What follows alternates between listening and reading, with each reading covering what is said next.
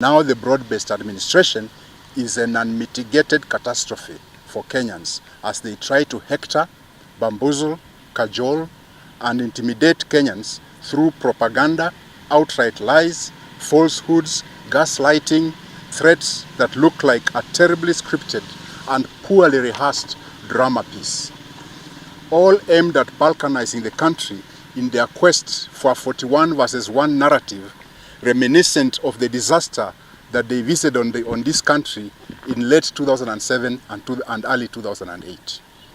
Public demonstrations from time immemorial have always been accompanied by burning of effigies of leaders, and indeed sometimes making of coffins where the leaders' effigies is placed and then burned or buried. All this was happening during the analog phase of the people's development. But now, with the advent of the digital age, these protests have moved to the internet, where through AI, the same effigies are now created, placed in a coffin, and burnt, and that is nothing new. That's how demonstrations have always been. It's just that now they have moved on the internet. Any leader who has a thin skin and can't withstand this is invited to step down from leadership. Those enforced disappearances, abductions, and other extrajudicial activities by the authorities that were happening under the Jubilee administration indeed angered Kenyans, such that they welcomed Kenya Kwanza promise to end these atrocities and elected them to office. However, Kenya Kwanza has failed, or they are unable or unwilling to end these atrocities. But some things that are notable are: A, the Jubilee administration is no longer in office. So they are not the perpetrators of these nefarious atrocities. They left office. Uhuru Kenyatta left office. The then IG left office. The then Director of Criminal Investigation left office. The then NIS bosses left office. Yet these atrocities continue. Who was in that administration of Jubilee and is in the current administration and was in a vantage position to continue these atrocities from Jubilee to Kenya Kwanza? And now broad-based kakistocracies. Kenyans should look no further for the perpetrators of these atrocities. Remember the Mambo ni Matatu statement that was followed soon after by the abduction of a famous Kenyan industrialist who also happens to be the biggest investor in Western Kenya, Jaswant Singh Rai. And Kenyans kept quiet. That is how the rain started beating us. Our deputy party leader and governor of Trans Nzoia County, His Excellency George Natembeya, was right to respectfully point out the poverty in Western Kenya, the wrongs committed by abducting protesting youths. For Kimani Ichung'wah, who was the chairman of the budget committee in parliament at the height of economic marginalization of the Western region, should not think we have forgotten his role in even denying Western Kenya equitable share of CDF by pushing through an amendment that made sharing of CDF equal instead of equitable, resulting in impoverishing Western Kenya by denying Western Kenya a total of 14 billion shillings during his ignominious reign as chairman of the budget committee for 5 years.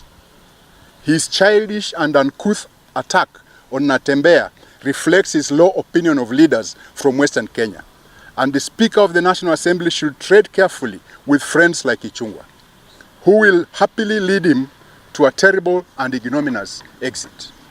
To imply that Natembeya abducted and murdered people is a legally actionable offense on the integrity of George Natembeya, and we dare Ichung'wah to go to Mount Kenya region and say that in a public gathering.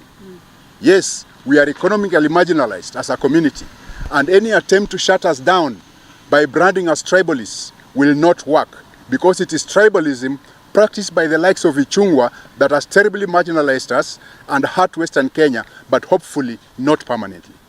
We call on His Excellency Governor George Natembeya not to despair, but to up his defense of the community by fighting for our rights and indeed all Kenyans. There was a coded message passed by the Honorable Speaker of the National Assembly Honorable Moses Masika Wetangula at the funeral of his mother. In Bukusu, he said Natembeya Alarongas. That's a coded message. We heard that coded message in 2013 in Bumula against Wakoli Bifoli. We heard that message in 2022 in Tongaren against me. We heard that message in Kandui against Wamunyinyi. That Hurongazi, we heard that message spoken against Wangamati. That is a coded message by Moses Masika Wetangula, meaning he'll rig the election. We dare him to rig again as he did last time, for he has a record, and it's even in the judicial archives of his role in that Hurongasi coded message of his. What Natembeya said was nothing new. Raila Amolo Odinga said it in Homa Bay, in front of the same Ichungwa and the President William Ruto. They did not react like that. Why are they reacting like that to George Natembeya? The failed 13th Parliament, under the leadership of Ichungwa as the majority leader, and the Honorable Moses Masika Wetangula as the Speaker, will go down in history as the worst parliament ever since independence.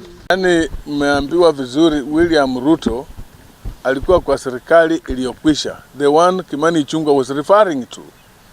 William Ruto was there as deputy president. Na kama iko watu walikuwa abducted na kuwawa akiwa naibu wa rais, yeye pamoja na rais wakati huo ndio wangejibu. In fact, Natembeya was a mere administrator ambaye alikuwa kwa region hapa. He was not anywhere. He was not the DCI. He was not the Inspector General. He was not Deputy President or Cabinet Secretary for Interior. He was a low-key officer in the region, just a regional commissioner. Hakuna vile Ichung'wah anataka kutani. Hii propaganda wanajaribu kutani kwa watu wengine ndio wanafanya. They are the ones doing it. Ni Ichung'wah na hiyo group ya William Ruto ndio wana abduct watu wakiua. Na wajue hii mambo itakuja kukwisha. Lazima Wakenya waamuke tumalize haya mambo ya abduction. William Ruto himself admitted, na vile Natembeya alimwambia, alisema atakomesha abductions. Alisema atakomesha abduction, lakini wazazi nyinyi na nyinyi muongee na watoto wenu waache kufanya hizo vitu wanafanya. Yani that was a direct admission. Yes. That has been, he's aware of his officers abducting people, the youth. Na ataisimamisha, lakini na nyinyi wazazi muongee na watoto wenu. That is what he essentially said. Sijui kama mko na swali kabla pengine mwenzetu mmoja. Yeah. And we applaud our deputy party leader, second deputy party leader, Mheshimiwa Governor Natembeya, for the boldness, for demonstrating very strongly that as a party we stand for the people, we stand for Kenyans, and those that have been abducted, we stand with the missing families of the missing people, missing persons in Kenya. And we want to encourage Governor Natembeya that as a party, and I'm sure many Kenyans that have gone through this are with him, he should not despair or do anything that would appear that he has been intimidated, as he should liwe na mtu hata kidogo. If you talk about the man who, tried to lecture our governor, huyu Kimani Ichung'wah, we know Kimani Ichung'wah very well, and you also know that he cannot address a rally even in his own Kikuyu constituency. Yes. You are also aware that his house was banned when he voted yes for the Finance Bill 2023 and the one of 2024. Yes. You are aware that he is only found in Nairobi in State House or anywhere outside Nairobi with the president, but he cannot move alone. Yes. Even to Mount Kenya region, he cannot move to Kiambu and address a rally. Alafu anakuja hapa Bungoma kutuzi watu viongozi wa hapa Western. We cannot allow that. And we are warning him. Tulifanya heshima, tungemngojea, ilikuwa matanga ya mama yetu, mama ya speaker. Yes. we are warning huyu Kimani Ichung'wah asijaribu kuleta hiyo ujinga ako nayo hapa Western region. Yes. Kama viongozi, we are not going to sit back and watch mtu atoke nje kufanya matusi kwa governor Natembeya. Yes. Na tutaendelea kusimama na yeye. We are going to issue another statement in Nairobi with our partners, coalition partners. Mnajua we are at the moment working towards a coalition, and we'll be coming up with a comprehensive statement from coalition partners and ourselves. Finally, Kimani Ichung'wah is the leader of minority. Leader of majority. Sorry. Kimani Ichung'wah is leader. In fact, he should be minority. Because they stole the majority. Okay, he is the leader of majority, a leader in parliament. What is his mandate? Does his mandate include kutembea Kenya mzima akitusi watu? Or he's supposed to be concentrating on leading government business in parliament and transacting legislation in parliament for the government?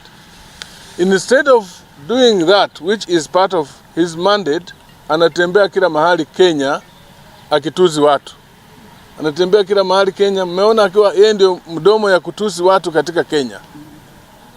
So mimi nataka kumuonya on behalf of my colleagues wenzetu hapa, Kimani Ichung'wah, fanya kazi yako. Yes. Wachana na watu wengine. Matusi hiyo umekuwa ukifanya hii muda yote, lazima itafika kikomo. Yes. Na even ujue Kenya kwanza inaenda kukwisha. Yes. Kenya kwanza ikikwisha, you will answer these things you have been talking about, all the things you have been doing, lazima utajibu. When Mheshimiwa Natembeya, governor, said about poverty in Western, actually when Kenya Kwanza came to the administration, they promised they will bring a new factory in Nzoia. Nzoia ikaanguka, imeanguka, vijana wamekuwa wako na employment. Mumias imeanguka, vijana wamekuwa wako na employment. Kitinda hapa wametupromise ati itaamuka, sijui itaamuka when. Because those are the factories that could have improved the economy of our region. So he's very right actually. On that he's very right. When it comes to abduction, every day these leaders, including our party leader, hata jana, ameongelea about abduction. Everywhere that is going, msimamo wa party ni kwamba abduction isimamishwe. Na serikali inajua. So we are saying whatever Natembeya raised is nothing new.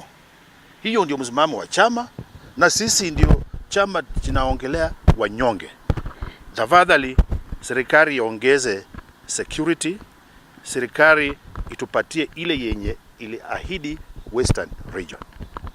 Otherwise we stand by that statement as a party, na wafuasi wetu wote lazima wajue ya kwamba as a party we will stand together and we shall stand with a common person.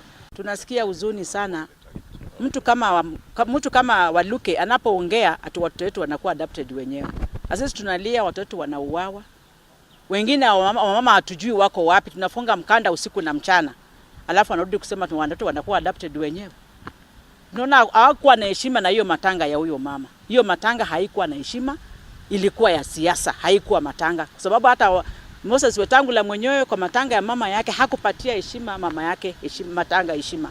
Hiyo matanga ilikuwa ya kutukana watu na kudharau kila mtu na kufanya vituko vyenye havina maana hata kidogo. Hiyo haikuwa mazishi. Hiyo ndio ninaweza ongea. Niambie gavana Natembeya kongole sana kwa kuonyesha ukakamavu na ujasiri ambao ulionyesha jana kule kwa matanga. Sasa hivi kama inji pia tumefika, tunahitaji viongozi ambao wanasimama kuzungumza kwa niaba ya Wakenya milioni 50.